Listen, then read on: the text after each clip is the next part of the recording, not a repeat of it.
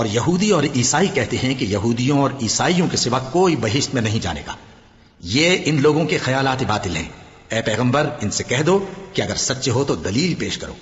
ہاں کیوں نہیں، جو شخص اللہ کے آگے گردن جھکا دے یعنی ایمان لے آئے اور وہ نیکوکار بھی ہو تو اس کا صلہ اس کے پروردگار کے پاس ہے، اور ایسے لوگوں کو قیامت کے دن نہ کسی طرح کا خوف ہوگا اور نہ وہ غمناک ہوں گے۔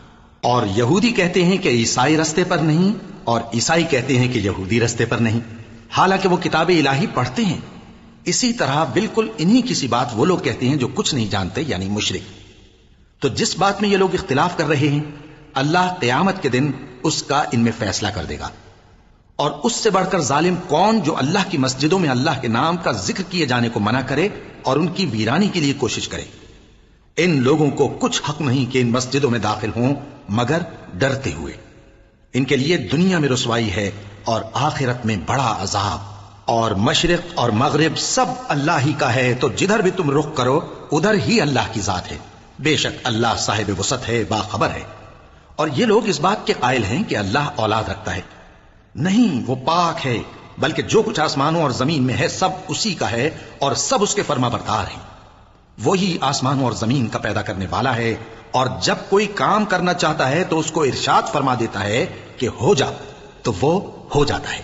اور جو لوگ کچھ نہیں جانتے یعنی مشرک، وہ کہتے ہیں کہ اللہ ہم سے کلام کیوں نہیں کرتا یا ہمارے پاس کوئی نشانی کیوں نہیں آتی۔ اسی طرح جو لوگ ان سے پہلے تھے وہ بھی انہی کسی باتیں کیا کرتے تھے۔ ان لوگوں کے دل آپس میں ملتے جلتے ہیں۔ جو لوگ صاحب یقین ہیں ان کے سمجھانے کے لیے ہم نے نشانیاں بیان کر دی ہیں۔ اے پیغمبر ہم نے تم کو سچائی کے ساتھ خوشخبری سنانے والا اور ڈرانے والا بنا کر بھیجا ہے، اور اہل دوزخ کے بارے میں تم سے کچھ پرسش نہیں ہوگی، اور تم سے نہ تو یہودی کبھی خوش ہوں گے اور نہ عیسائی، یہاں تک کہ ان کے مذہب کی پیروی اختیار کر لو۔ ان سے کہہ دو کہ اللہ کی ہدایت یعنی دین اسلام ہی ہدایت ہے، اور اے پیغمبر اگر تم اپنے پاس علم یعنی وحی الہی کے آ جانے پر بھی ان کی خواہشوں پر چلو گے تو تم کو اللہ کی پکڑ سے بچانے والا نہ کوئی دوست ہوگا نہ کوئی مددگار۔